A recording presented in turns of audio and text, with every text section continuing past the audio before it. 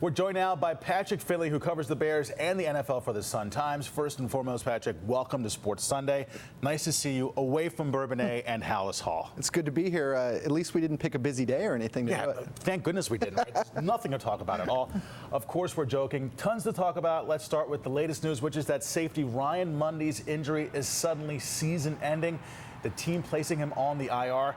Do you know the extent of the hip injury?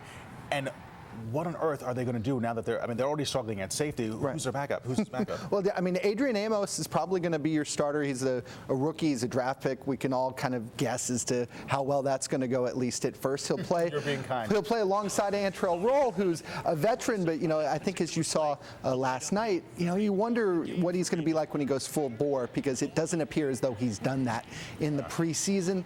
Then Brock Vereen, that's about it for them. And as we discussed, Brock Vereen is a perfectly nice guy. He has, he gets a little bit of speed. He's decent talent. He's afraid of tackling, or he's not able to. I don't know. They're going to need somebody else, and I wouldn't be surprised if that person came off the street. Demontre Hurst has shown some versatility. He plays some corner, plays some safety, but can you trust him to be your fourth safety? I don't know. He seems more like an emergency quarterback there, especially if you want to play him at corner. For a few games at that. Yeah. Now, before the Monday news today, releasing Tim Jennings, who was a Pro Bowler in 2013 and just signed a 4-year contract extension 2 Januaries ago, was the big news of the day. How surprised are you, and what went wrong with and for Jennings? I think it's a mild surprise. You talk about him signing that 4-year contract for more than $20 million. It's a different GM. The Bears don't expect to go to the championship this season. Yeah. They did last year. You could argue that they were gearing up for the playoffs at this time last season. Now they're not anymore. That hurts Jennings' value with the team. I'm a little surprised because there's $4 million plus guaranteed. They're going to have to pay that. Right. They have to pay it. If another team signs him, that will come out of that chunk, which is good news for the Bears. But yeah, I would say it's a surprise. It's also a testament to Terrence Mitchell, who's a second-year guy, has never really done anything in the NFL, but he's the most dynamic playmaker they have right now in the defensive backfield.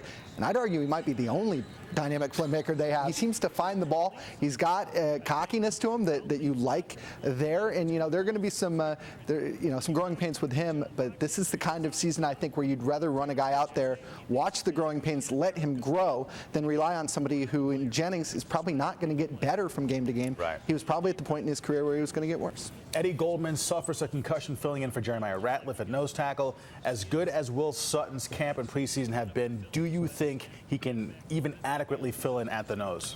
Adequately, yeah. I was talking to him the other day about it, and he said that he was playing nose tackle a lot during OTAs, and then they had him playing end a lot in camp, which is interesting when you consider that they knew Jeremiah Ratliff was going to be suspended, and they still had him at end. He's looked really good in these preseason games. He said it was hard to ignore kind of the buzz around him, that maybe he wasn't the ideal fit in a 3-4 defense. He's an under tackle in a 4-3, and kind of a poor man's Aaron Donald was what he was billed as when they drafted him. Obviously, they play this 3-4 now, but when you look at his production, it's been good. I don't want to come across negatively, but I've got to be honest, things look bleak right now.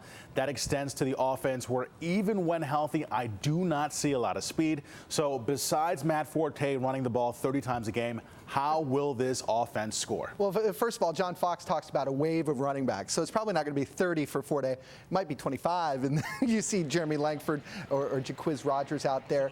I don't think you can make a judgment on the wide receivers until you see them out there healthy. Even if Marquise is healthy, Alshon is healthy, Royal is healthy, I still don't see that speed that you need to take anybody deep and open up the underneath. Yeah, I'll give you that.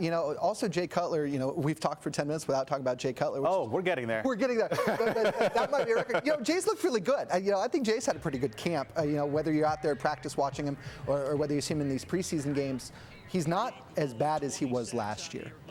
I think even You're getting ahead of yourself, Patrick Finley, walking all over my last question. This is called a segue, right? Am I segueing into this one? We cannot talk about the Bears without mentioning number 6. Right. I agree with you. That being said, we did hear this last year. The year before he flashed, they looked great.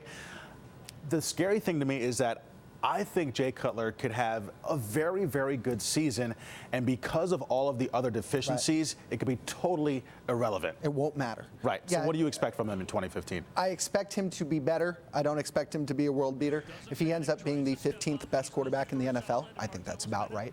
You know, you look at him, the team has been successful when the defense has been successful, Right. when the special teams has been otherworldly, and when Jay has been good. Patrick, thank you so much. I will see you the next time that I'm at House Hall. Sounds good.